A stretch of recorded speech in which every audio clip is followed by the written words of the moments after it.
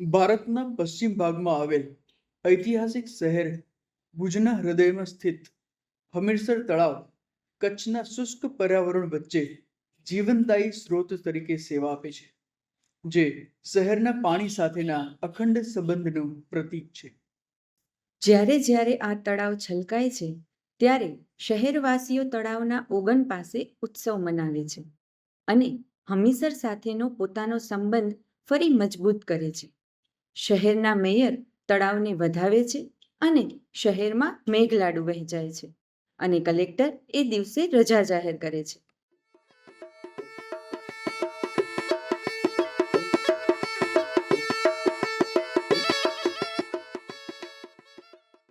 કચ્છ પ્રદેશ અનેક રાજવંશોના શાસન દરમિયાન રૂપાંતરિત થયો છે.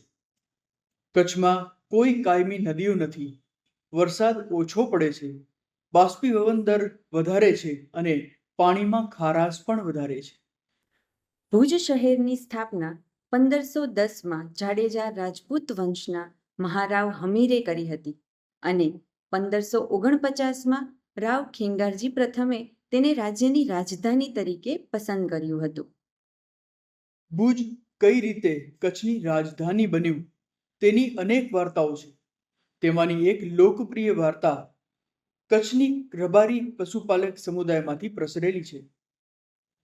આ વાર્તા લગભગ 450 વર્ષ પહેલાની છે, જ્યારે કચ્છની રાજધાની આજના ભુજથી અંદાજે 50 કિમી દૂર હતી.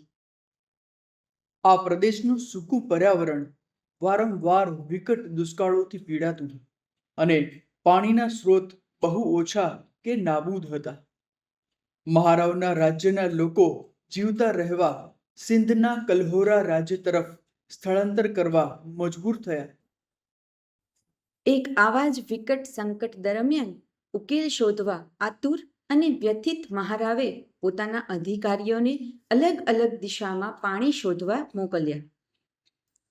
લાંબી શોધખોળ બાદ એક અધિકારીને એક માલધારી મળ્યો, જે લગભગ 400 જેટલા ઘેટા બકરા સાથે સૂકા મેદાનોમાં ફરી રહ્યો હતો.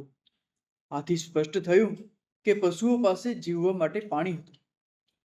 કૌતૂહલવશ માલધારીને અનુસર્યું અને આગળ જતા એક નાની તલાવડી મળી, જે આ ત્રાસદાયક દુષ્કાળ વચ્ચે પણ પશુઓને પાણી પૂરું પાડી રહ્યું હતું.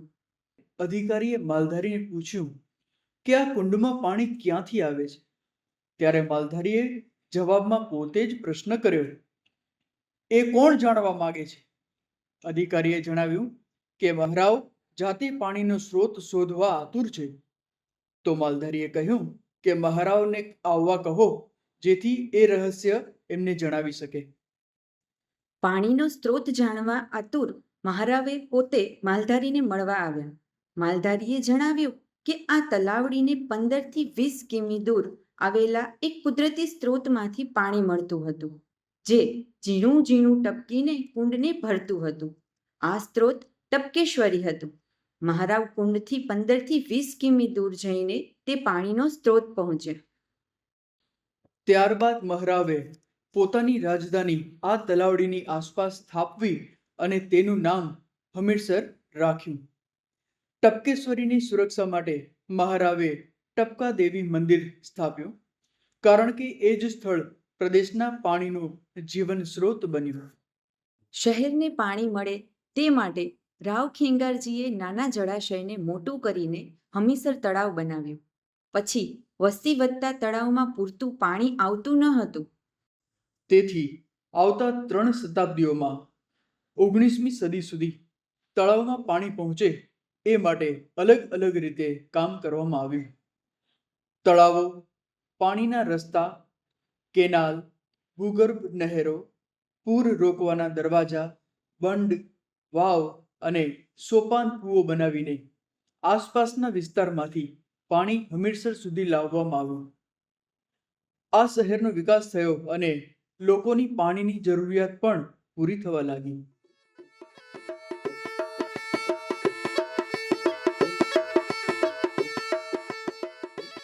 ભુજનું ઐતિહાસિક સ્થાનિક જળતંત્ર માત્ર શહેરના જીવન અને વસવાટનો આધાર નથી, પરંતુ આ પ્રદેશના પર્યાવરણ અને જૈવ વિવિધતા સાથે પણ ગાઢ રીતે જોડાયેલું છે.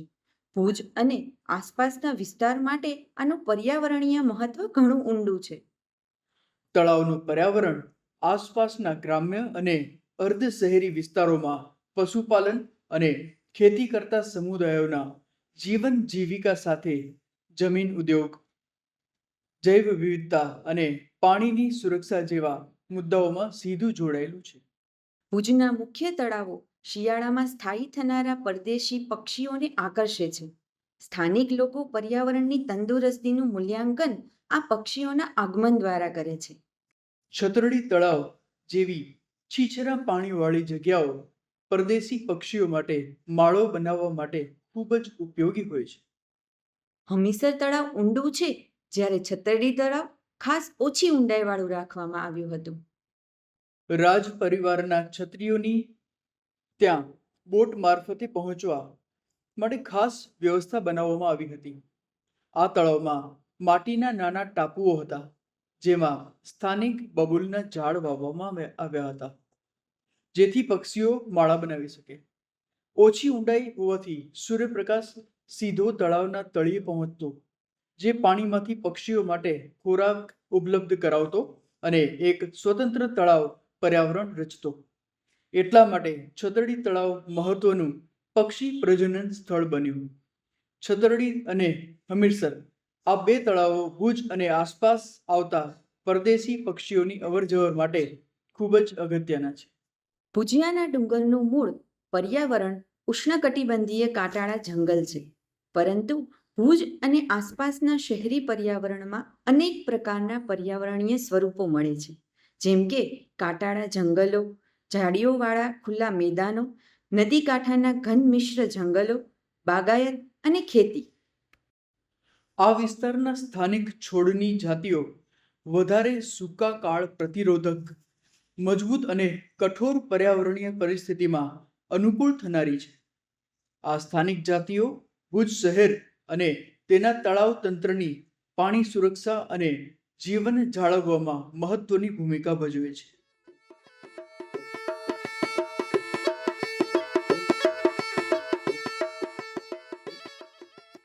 ભુજનું જૂનું જળતંત્ર એક બંધ એક્વિફર તંત્ર છે, જે અહીંની ભૂગોળ, ધરતીની રચના અને ભૂજલ વિજ્ઞાનનો ઉપયોગ કરીને પાણી સંગ્રહ અને ભૂગર્ભ પાણી રિચાર્જની વ્યવસ્થા કરે છે. ભુજ શહેર ક્રિટેશિયસ યુગના સેન્ડસ્ટોન અને શેલની સ્તરો પર બન્યું છે. શેલ પાણી પસાર થવા દેતું નથી, પરંતુ સેન્ડસ્ટોન પાણી અંદર શોષી લે છે. આ બે પથ્થરોની ક્રિયાથી ભુજનું પાણીનું તંત્ર કાર્યરત છે. સૌપ્રથમ પાણી ટપકેશ્વરી નજીકના સેન્ડસ્ટોન વિસ્તારમાં અંદર ઉતરે છે અને પછી ધીમે ધીમે બહાર આવે છે. ભુજ આસપાસ બનાવાયેલા 72થી વધુ તળાવો ખાસ આ માટે હતા કે જેથી સેન્ડસ્ટોનમાંથી પાણી અંદર જાય અને એક્વિફરને રિચાર્જ કરે. આ કારણે દુષ્કાળ વખતે પણ કૂવાઓમાં પાણી મળી રહેતું. જ્યારે જ્યારે શહેરના તળાવો સુકાઈ જતા, ત્યારે ફીડર તળાવો અને બફર તળાવોમાંથી પાણીની ચેનલ અને ટનલ મારફતે પાણી છોડવામાં આવતું, જેથી શહેરના તળાવો ફરીથી પાણીથી ભરાઈ શકે. આવી વ્યવસ્થા થકી સપાટીનું પાણી અને ભૂગર્ભ પાણી બંનેનું સારી રીતે સંચાલન થઈ શકતું. હમીરસર તળાવનું મૂળ કેચમેન્ટ શહેરની જરૂરિયાત માટે પૂરતું ન હોવાથી સમય સાથે તેનો કેચમેન્ટ વિસ્તાર વધારવા માટે અનેક ઉપાયો કરાયા, જેમ કે પાણી સંગ્રહ વધે તેવી નવી વ્યવસ્થાઓ ઉમેરવામાં આવી.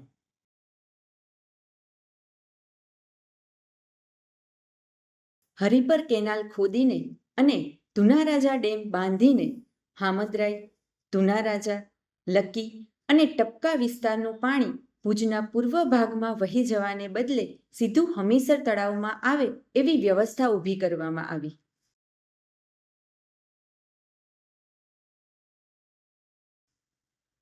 કનાત સિસ્ટમ એટલે કે જમીન નીચે પાણી લાવતી નહેર જેવી વ્યવસ્થા. તેમાં 24 કૂવા હતા.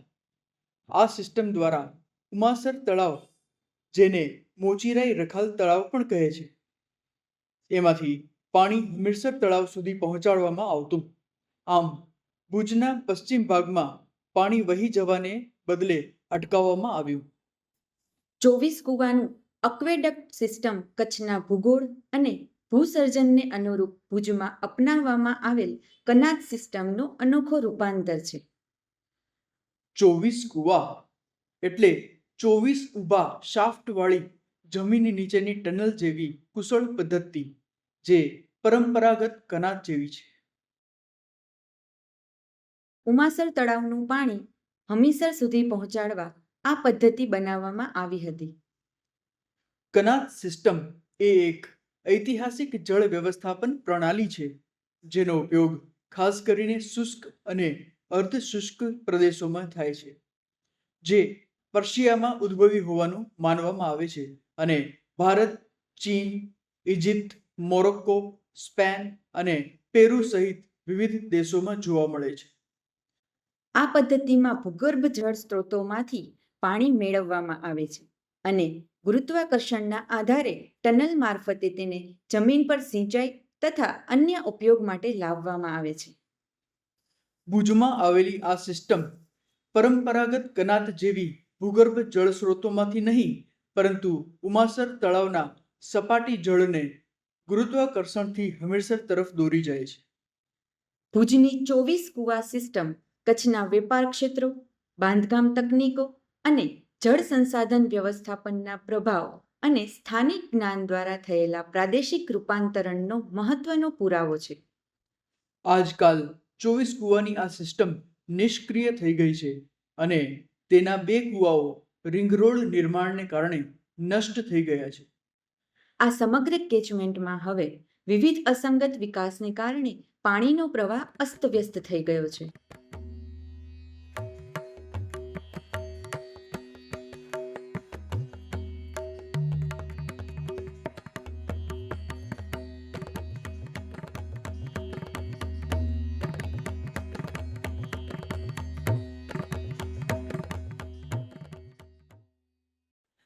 છતરડી તળાવની છીછરા પાણીની પર્યાવરણ પ્રણાલી જે સ્થળાંતરિત પક્ષીઓના પ્રજનન માટે અનુકૂળ હતી એ પણ ખોરવાઈ છે.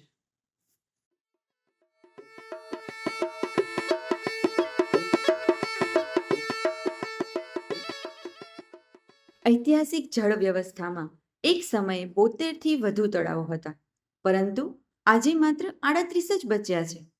તળાવોની સીમાઓનું નકશાકરણ નથી અને પાણીના ચેનલ, કનાત સિસ્ટમ, પૂર નિયંત્રણ ગેટ, બંધ વગેરે માટે પણ કોઈ સુરક્ષા પ્રણાલી નથી. આ પ્રણાલીને લગતી સ્થાનિક વાર્તાઓ પણ દસ્તાવેજીકૃત નથી. શહેરનું પરિવર્તન, ડીપવેલ ટેકનોલોજી અને પાઇપ વડે પાણી પુરવઠો. આ ઐતિહાસિક જળ વ્યવસ્થા લગભગ 50 વર્ષ પહેલા સુધી સારી રીતે કાર્યરત હતી. 1968માં બોરવેલ ટેકનોલોજી આવતા શહેરના લોકોનું સ્થાનિક જળ સંસ્કૃતિ સાથેનું જોડાણ તૂટવા લાગ્યું, કારણ કે બોરવેલ 300-400 મીટર ઊંડાઈ સુધી જઈને પાણી ખેંચી શકતા હતા.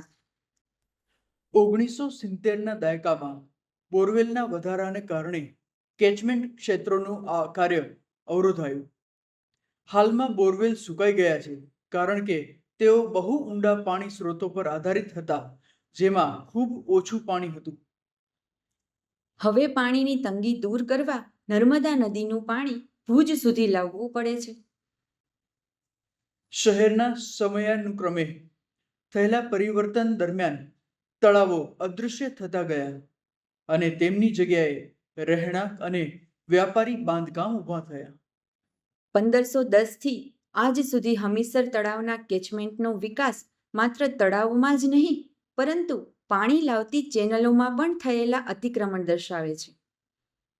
2001નો ભૂકંપ બાદનું શહેરી પુનઃવિકાસ અને ચાલુ અતિક્રમણ.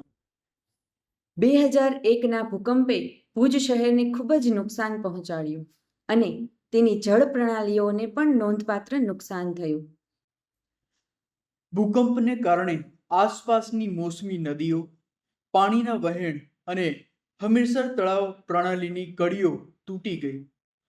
ત્યારબાદની ઝડપી પુનઃનિર્માણ પ્રક્રિયા પણ ઐતિહાસિક જળ વ્યવસ્થાને સાચવવા માટે પૂરતી સંવેદનશીલ નહોતી.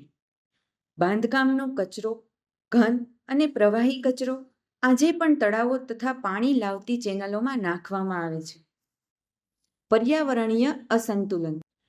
ભુજમાં અનેક હરિયાળા વિસ્તાર છે, પરંતુ તે જીવોની ભીડભાડ દર્શાવે છે, પરંતુ જીવ સંપત્તિમાં વૈવિધ્યપૂર્ણ નથી. સુંદરતા વધારવા માટે વિદેશી છોડની જાતિઓને લગાડવાના પ્રયત્નોથી પર્યાવરણીય સંતુલનમાં બગાડ આવ્યો છે. આ વિદેશી છોડ સ્થાનિક જાતિઓ કરતાં વધુ પાણી માંગે છે અને તેમને સતત બાહ્ય પાણી પુરવઠો આપવો પડે છે, જેના કારણે પાણીની માંગ વધી ગઈ છે. સ્થળાંતરિત પક્ષીઓના પ્રજનન માટે અનુકૂળ રહેલા વેટલેન્ડ્સમાં પણ અવ્યવસ્થા જોવા મળે છે. જલવાયુ પરિવર્તન. ભુજમાં વરસાદી પેટર્નમાં ફેરફાર, પાણીની તંગી અને શહેરી પૂર જેવી જલવાયુ પરિવર્તનની અસર દેખાઈ રહી છે. ઐતિહાસિક જળ કેચમેન્ટમાં અવરોધોને કારણે હવે હમીરસર તળાવને ઓવરફ્લો કરવા માટે અગાઉ કરતાં વધુ વરસાદની જરૂર પડે છે.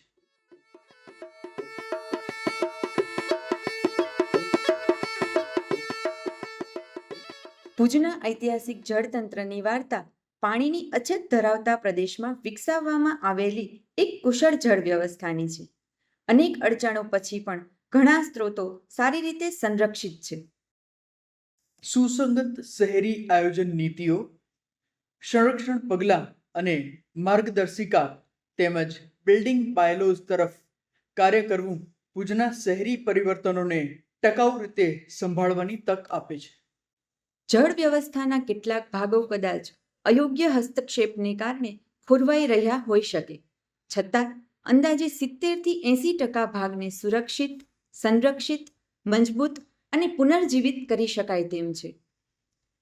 જ્યારે ભારતનું પાણી સંકટ ગંભીર બની રહ્યું છે, ત્યારે આ વારસાગત તકનીક અને માળખાને પુનર્જીવિત કરવાથી ભુજની પાણી સુરક્ષામાં મોટી મદદ મળશે.